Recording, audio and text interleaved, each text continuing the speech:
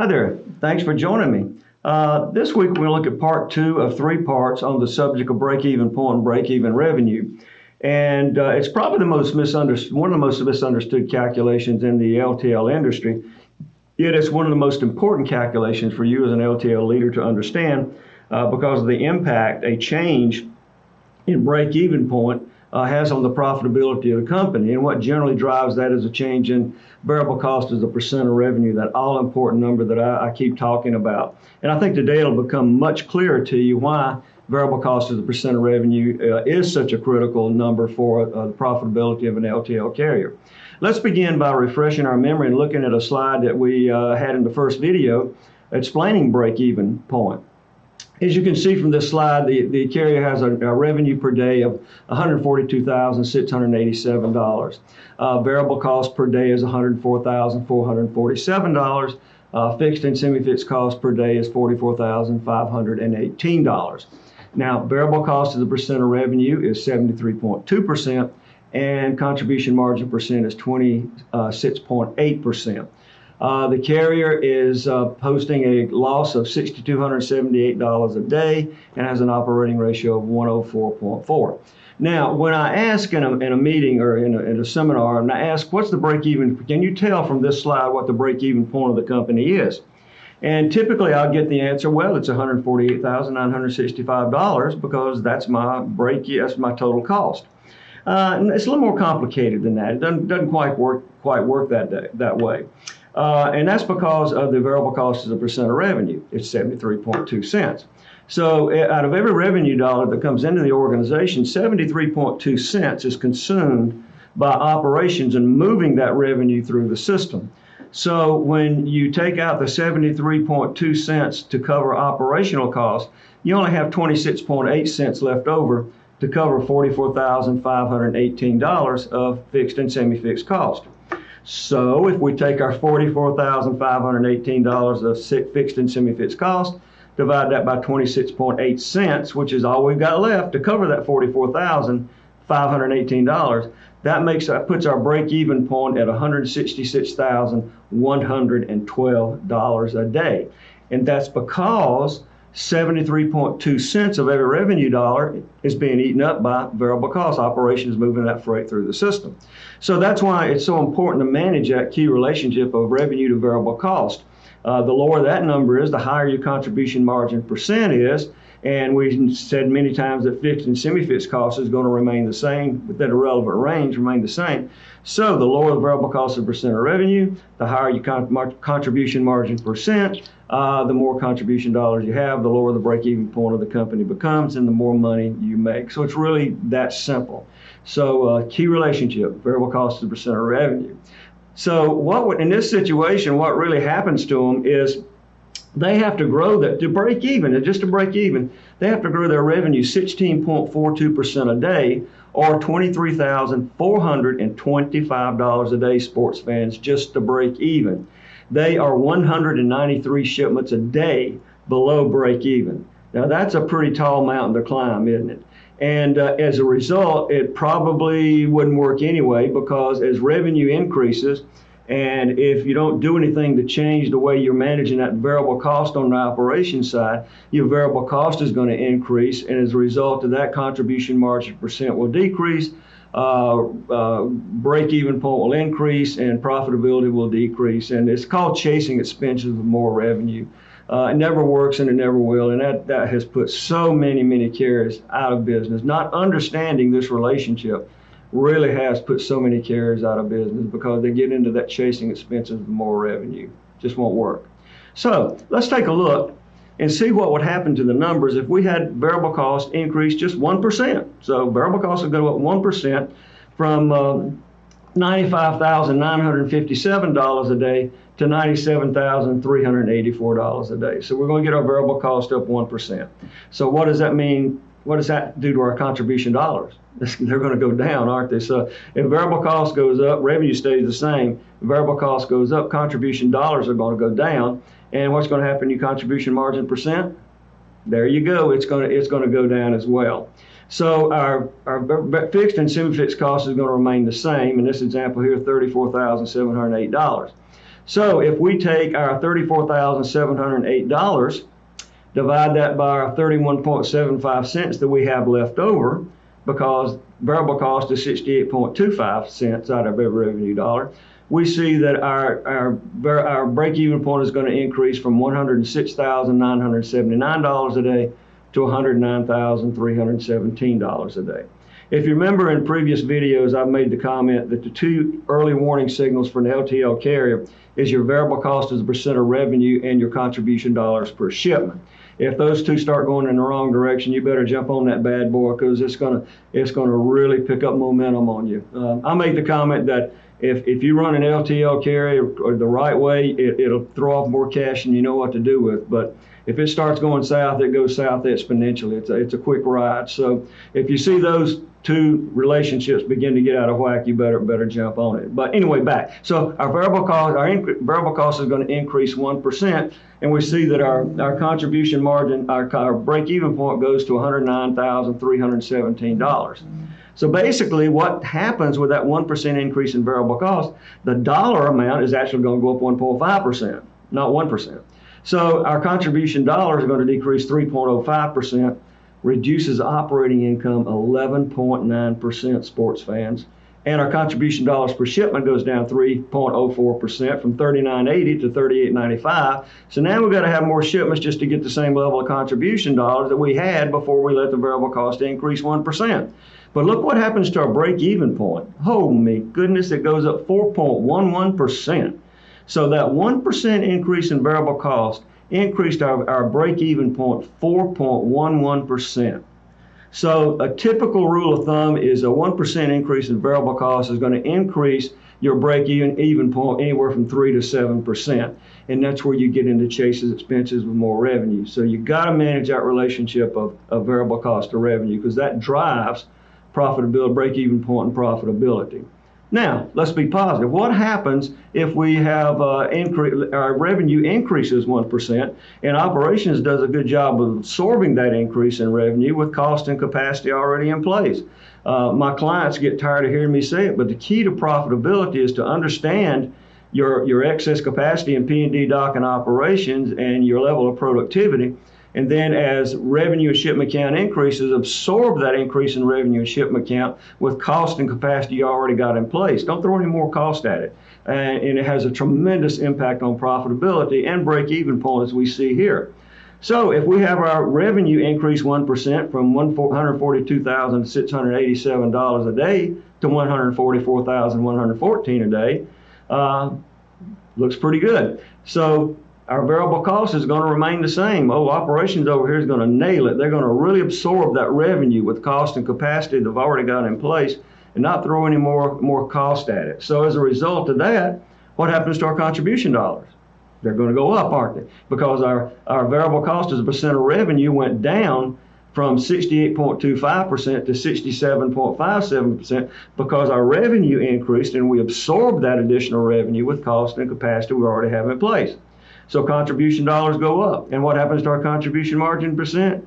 You betcha it's going to go up as well, isn't it? So our fixed and semi-fixed cost is $34,709 a day now, instead of 31.75 cents of every revenue dollar we had a while ago in the previous. Now we've got 32.43 cents of every revenue dollar left to cover that for $34,709 of fixed and semi-fixed cost. So if I take my $34,709 of fixed and semi-fixed cost, divide that by the 32.43 cents I have left over, I see my break-even revenue drops from $109,317 a day down to $107,041 a day. So our dollars above or below break-even increases from $33,370 to $37,072. Our break-even point, percent of break-even, we were 30.53% of break-even. Now we're 34.63% of break-even. And our shipments above or below break-even, it went from 275 to 305 shipments a day. And that's exactly what you want to see happen in your organization. And the key to making that happen is managing that variable cost side of the business, the operations side of the business, and P&D, dock, and line haul. Understand what your productivity level is and your capacity and your capacity utilization is in P&D, dock, and line haul. And then as you do grow, absorb that growth with cost and capacity you already got in place. So that 1% increase in revenue and absorbing it with capacity we already have in place and cost we already have in place increased our contribution dollars 3.15%, increased our operating income 13.5%, and our contribution dollars per shipment 2.1%. And look what happened to our break-even point. It went down 4.1%. So we improved all the numbers by just absorbing that 1% increase in revenue without throwing any more cost at it. And that is the key to profitability for an LTL carrier, is managing that relationship of variable cost to revenue, because that determines the contribution margin percent you have left over to cover the fixed and semi-fixed cost of the company. And as you improve that relationship, you see things going in the right direction, life is happy, and you get out of what I call management by thrash about, which we're going to talk about in just a moment here. So that's the key, folks, managing that key relationship of revenue to variable cost. But remember this, for every 1% increase in variable cost, your break-even point is going to deteriorate 3 to 7%. And if you don't manage that relationship of variable cost to revenue, you begin chasing expenses with more revenue, and that just doesn't work, and it never will. I've had the privilege of, through my almost 30 years of doing this, working with many carriers, ranging from $5 million a year in revenue to up to hundreds of millions of dollars a year in revenue. And I've got quite an education. I've learned a lot from every carrier that I worked with. And I've been able to blend that experience, that knowledge and experience I gained back into my TPG system through the years. So it's been a lot of fun. It's a lot of fun. But as you can see from the slide over my shoulder here, no news to you, I'm sure, that the hardest part of being an LTL carrier is to sustain success. I see many carriers, I go into them and I see them, they've been on that, what I call the profitability roller coaster ride. And it's not a fun ride. It's that profitability, good month, bad month, good month, bad month. And it's very, very frustrating and not a comfortable place to be. But through the years, I've had the privilege, the pleasure of watching several TPG clients move from the middle of the pack in the markets they operate in to market leader. And I'd like to think that the knowledge they gained from using the TPG system and my coaching might have helped them along just a little bit. And while they took care of the fundamentals, such as taking care of the employees and serving the customer, they made two strategic decisions that really thrust them into market leader status. First, they knew they had to have accurate knowledge of and the ability to manage their variable cost on a daily and capacity on a daily basis in P&D and dock and line haul. They knew improved productivity in those three areas was the key to lower that variable cost as a percentage of revenue. And that knowledge they gained from that, the knowledge they gained from that gave them the confidence to become a sales and marketing organization. I tell my clients, I don't care if you're a car dealer, an LTL carrier, a hardware store, a retail store, or the corner ice cream parlor on the corner. First and foremost, you have to be a sales and marketing organization. You just happen to make your money selling cars, hauling freight, selling products to the consumer, or selling ice cream.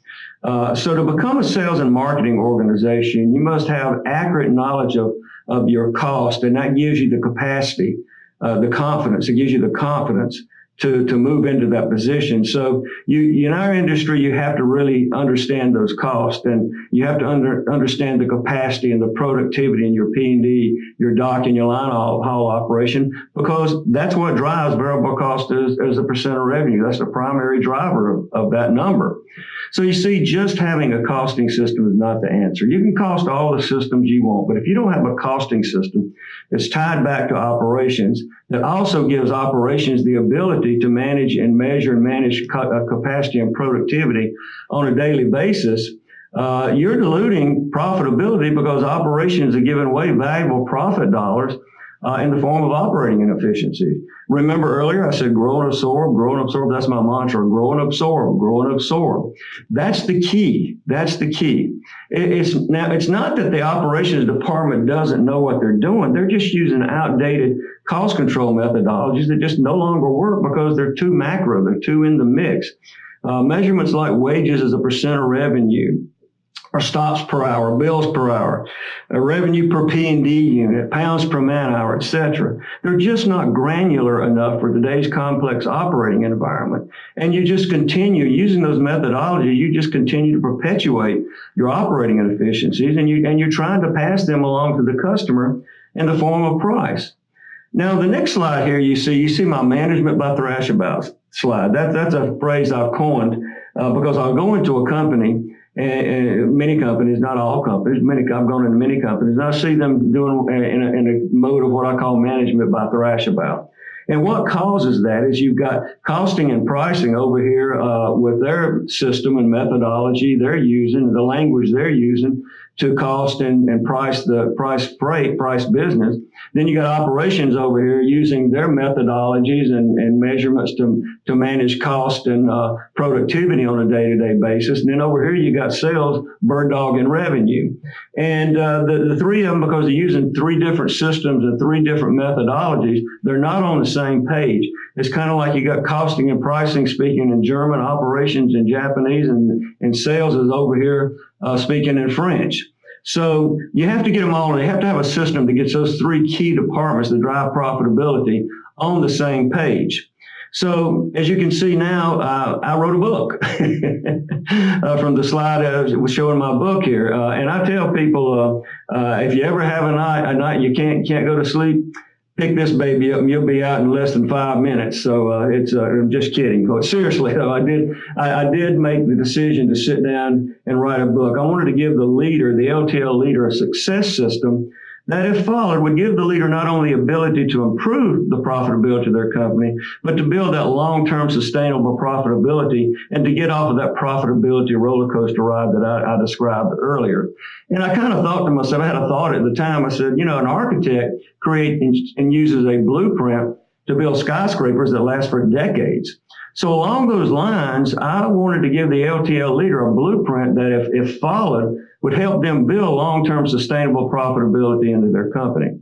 So I took the TPG system and I wrote a book, the LTL Cares Profitability Blueprint, and that, if used together, would help the leader build that long-term profitability into their company. I even created a workbook to go along with the book and the system to complement them, so to further help the LTL leader better understand LTL profitability. So now let's take a look at the blueprint. As you can see here, on the blueprint, we have a blue area here that says the blue area that says capacity tied up in the form of operating inefficiencies.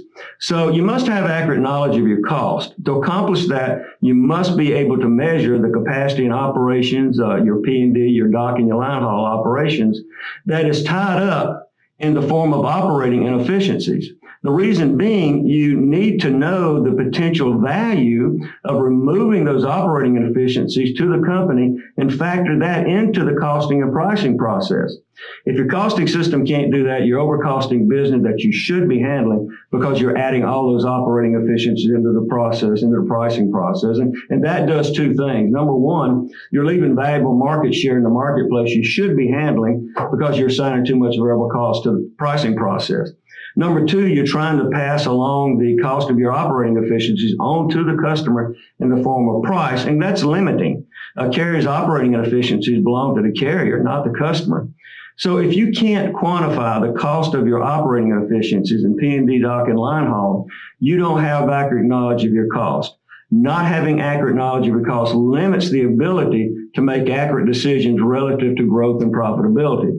So knowing the potential value of removing those operating inefficiencies through growth and factoring that into the costing and pricing process gives you the ability to accelerate growth from the sales team using the TPG sales costing pricing program that you see listed below on the right side of this slide.